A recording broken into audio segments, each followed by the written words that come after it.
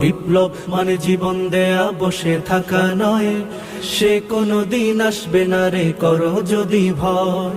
আসবে বিজয় রক্ত আর জীবনের বিনিময়, আসবে বিজয় রক্ত আর জীবনের বিনিময়। বিপ্লব মানে জীবন দেয়া বসে থাকা নয়, সে কোনো দিন আসবে না রে করো যদি ভয়। বিপ্লব মানে জীবন দেয়া বসে থাকা নয়, সে কোনো দিন আসবে না রে করো যদি ভয়।